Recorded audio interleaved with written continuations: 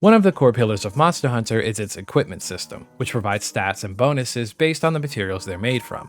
Throughout the years, armor and weapons have expanded through the additions of decorations in Freedom Unite, Talisman in Tri, and Augments in 4.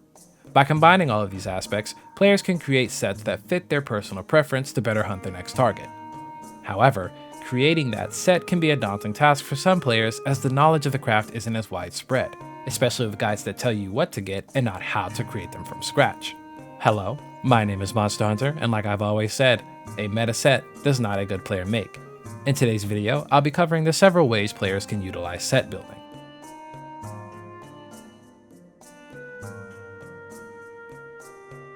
Certain gatherable materials and monster parts can be used to create armor sets.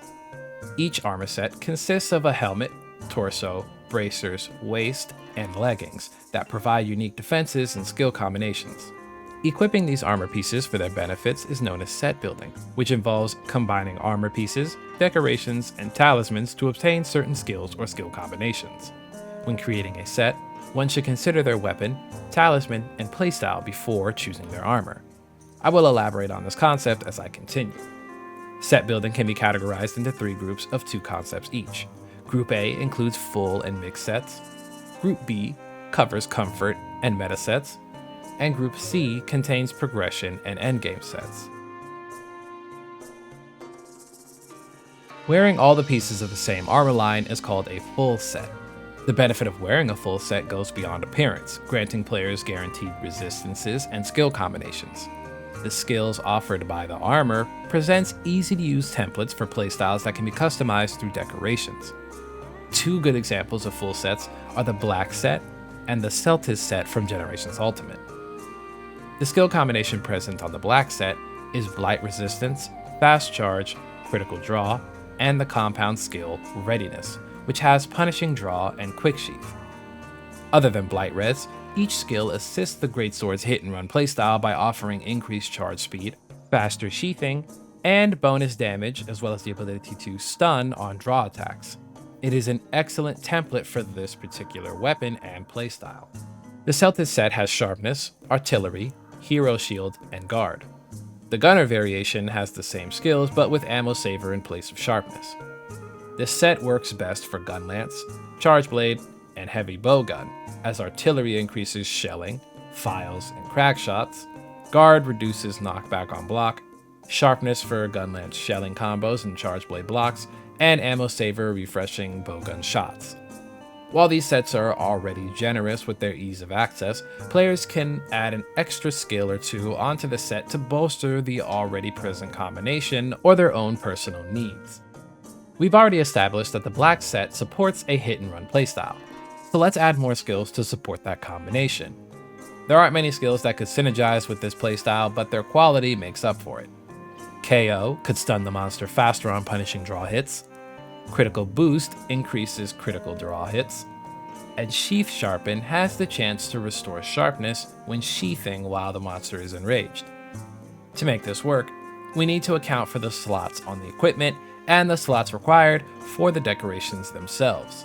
In older games, you needed to achieve at least 10 points of a skill in order for it to become active. That means if you have 9 points of attack up, this skill won't activate. Decorations and decorational slots have up to 3 levels. Unfortunately, the armor has 2 level 1 decorations, 1 on the chest and 1 on the legs. All 3 possible skills require a minimum of 10 points to activate. KO has a level 1 deco that adds 1 point, and a level 2 deco that adds 3 points. Critical Boost has a level 1 deco that adds 1 point, and a level 3 decoration that adds 4. Sheath Sharpen only has level 1 decos that add 2 points. Normally we wouldn't be able to make this work, but with our weapon and talisman, it's possible. Some talisman skills come with 10 points available, like that for KO and Sheath Sharpen. Critical Boost, however, doesn't have that luxury and is usually relegated to a talisman without any slots and at a low skill level. To activate Critical Boost, I would need to have 2 level 3 decoration slots and 2 level 1 decoration slots. Long story short, I need a weapon with 3 slots and a talisman with 3 slots, so that I could use the chest and the leggings 1 decoration slot each to reach a maximum of 10. Now luckily, I have a KO plus 10 talisman with a level 3 slot. Equipping this, and a weapon with a level 3 slot, allows me to slot in 2 level 3 critical boost decorations into the weapon and talisman, and 2 level 1 critical boost decorations into the armor. With that small addition, I have made this set a tad stronger. There is no shame in using a full set, as they provide players with a baseline for particular playstyles and suggestions that are easy to access and can be customized further for their particular needs. They can also serve to inadvertently teach you how to coordinate your weapon and talisman decoration slots for future use.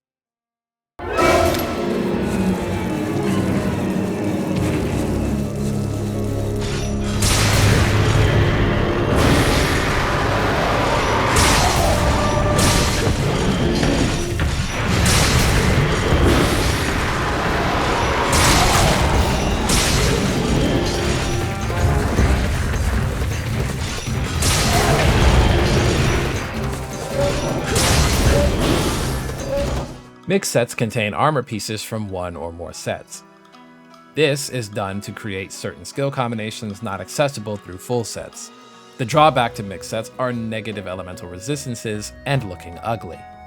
When creating mixed sets, you'll want to look at individual armor pieces across the 5 categories for their skills and decoration slots as needed to fulfill your needs. Always remember, mixed sets don't have to be meta sets. For instance, I created a pre-Alatreon armor set with the purpose of dealing high element and critical damage.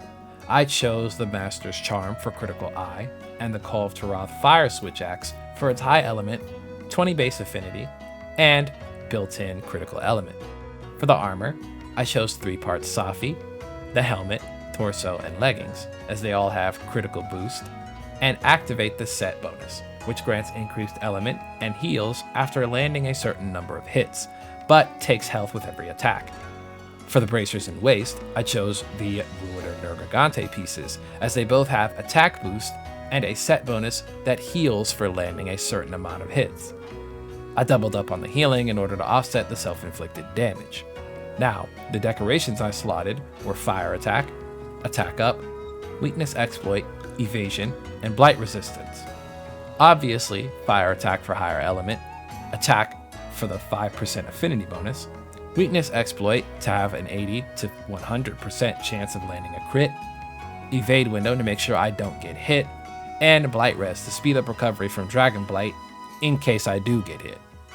It may not be meta considering Agitator isn't maxed and I'm not wearing any Fatalis, but the goal of the armor has been achieved with high critical and element, as well as the utility skills in case something goes wrong. I'll run a little demo, but I won't go ballistic like I normally do.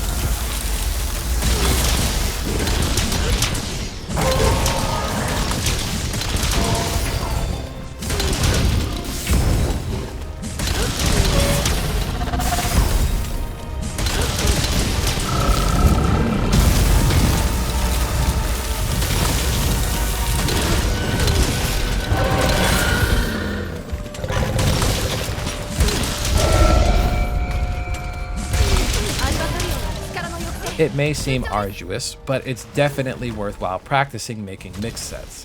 The skill combinations don't need to be meta as long as they meet your personal requirements. The 4 categories of skills are offense, defense, utility, and survivability. What category and the number of them are determined by the player's needs. How they are applied dictates whether the set is for comfort or for meta. A comfort set consists of skills that balances offense, defense, utility, and survivability evenly. The goal is to alleviate stress on the player as they can survive strong attacks or their own mistakes, and makes it slightly easier to play without needing to manage the more complex aspects of the game. I mentioned the Seltas Set earlier, which does an excellent job at offering the balance of skill types. For this example, we'll be pairing the Seltas Set with a gun lance. Hero Shield and Guard are defense and survivability skills that help the player remain in combat longer and more efficiently. Artillery is an offense and utility skill that increases damage and makes the heat gauge easier to manage. Sharpness is a utility skill that makes managing sharpness more convenient. All of these combined can allow for a gun lance player to not only adjust to the weapon, but have an easier time doing so. With the decorations and talismans, this can be further expanded. Gun lance could benefit from Evade Extender, so slotting in for Evade Extender could be beneficial if the slots and talismans can allow for it. Another thing to note, comfort sets can be either full or mixed sets so long as they grant you the skills that you desire. A gear combination considered by the community to be the most optimal for the given time period is called a meta set. I say at the time because 5th generation games and beyond will have title updates, and as a result, metas are susceptible to frequent changes as weapon actions, equipment, and new features become available through additional content. Meta sets are primarily mixed sets loaded with offensive skills, but can also have utility or survivability in some cases. And for Ultimate, the meta set consisted of having Sharpness, Edgemaster, Agitator, Earplugs, and/or Evasion in the set, plus the utility specific for your weapon like Focus or Quick Sheath for Greatsword. In Generations Ultimate, the Josiana set was fully crit and sharpness based with Critical Eye, Weakness Exploit, Critical Boost, Handicraft +2, and Sharpness because the game offered different hunter arts and styles that could offset the need for utility skills like Switch Axe's Energy Charge and Demon Riot, reducing the need for focus. Iceborne's meta constantly shifted as additional features like talisman upgrades, RNG decorations, weapons, and augments were unlocked through title updates. Where Raging Brachy gear was once all the rage for its Agitator set bonus is now irrelevant, with Fatalis providing the Inheritance set and the Agitator charm capable of being maxed. Something you will always hear me promote from last year's How to Actually Improve to my current day videos. A meta set does not a good player make. I firmly believe the game's system and mechanics are far more important for novice players to learn rather than prioritizing making the 109th meta longsword set by standard rat race big YouTuber 3001A. A baby with the best weapon and armor still has to learn to walk. Regardless, comfort sets offer players the ability to enact their gameplay goals without worry and can afford them the practice they may need to be able to lift their training wheels. Meta sets are powerful, ever-changing options that experienced players can wield to hunt the monster as efficiently as possible should they possess the skill to do so. Plenty of games have 4 different states in their runtime: early, mid, late, and end or post-game. As players progress through a game, they unlock previously inaccessible content like that of new features, equipment, routes, and more that not only prepares them for upcoming challenges, but can trivialize prior content. Monster Hunter follows the same logic, as you increase your rank and earn the ability to hunt stronger monsters, which in turn can create more powerful gear. If you didn't know, the gameplay loop of Monster Hunter consists of gathering materials and monster parts to create better equipment that you use to hunt stronger monsters. These stronger monsters drop better materials, and you repeat the process until the end of the game. The various changes made for your equipment during the course of the playthrough is known as a progression set. These are either full or mixed sets that provide defense and skills suitable to your playstyle and current rank. There may be several factors at play that determine which is best for you as your weapon type and current decorations. Lance will use different armor sets during their playthrough that may fit the player's playstyle or has stronger skills available than that of the dual blades. In Rise's high rank, it may be enticing to select any armor that has something like Guard. The progression may appear as Chainmail to start, Baroth in the middle, and Diablos near the end. There's also the possibility of adding in parts from Geradados for offensive guard and evade extender, or Basarios to max out guard. If creating a mixed progression set is less desirable when considering your current armor, Creating decorations and equipping talisman to cover those points could work fine as well. End or post-game sets are created after the story is completed, as players have access to all current features and content. This allows them to see all possibilities and create full or mixed sets that have less progression-based restrictions. In Base Rise, most Charge Blade sets had an impact file weapon with offensive skills like attack up and artillery as the endgame meta set at the time. In Sunbreak, players swapped to element file as several system changes and new armor allowed for insane elemental numbers. Sets would include Dereliction, Furious, Strife, and Dragon Conversion, alongside other skills like Rapid Morph or Offensive Guard. These combinations were only possible after reaching the end of the game and several title updates later. With the various forms of set building covered, I'd like to get specific with the concepts you're brainstorming before creating a set. You can create a set that is all-purpose, which works with every monster in every situation, can be used to fight monsters of a particular weakness, or it just works specifically for your personal needs. On the other hand, you can create a set with a target monster in mind.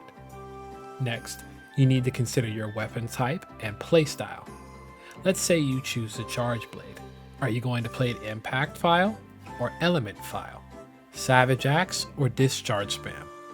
How you play the weapon determines the skills you would slot in to fit your preference or your game plan. Map out the skills that you want to acquire. There are universal skills like that of Attack Boost and Weakness Exploit, as well as skills that synergize with the unique mechanics of your chosen weapon. Skills like Focus, Guard, and Power Prolonger. Once you know what you're looking for, you can begin to equip Talisman, Armor, and Decorations. Your Talisman should be used to acquire skills or skill combinations that would be difficult to obtain with Armor, or to achieve the desired result to save space for decorations. However you choose your armor, slotting in the decorations can help with making up for what the armor and talisman couldn't. You only get better at creating sets with practice and field testing. Being able to use your set against monsters can assist in understanding where the weaknesses of yourself or your set lie. Set building can be simplistic or complex, with different facets that can be customized to an individual player's liking. Each variation can be interchangeable as you find what works best for you at your current skill level and what additional tools are available. Hopefully I explained this right, otherwise my jaw pain and misophonia towards my lisp were all for nothing. I care more for players understanding how to do something than just telling them to follow my instructions. As always, hopefully people in the comments will chime in and provide scrollers and lurkers extra information that I may have missed or not expressed correctly. That's it for now. If you're watching Hybrid, I haven't forgotten about you. It's just going to take some time, and I'm having thoughts about changing the format that I present this in. So remember, you don't need a meta set to be good or to have fun. Take your time learning what works best for you, and build your skill levels rather than forcing yourself to adapt to someone else's. Until next time.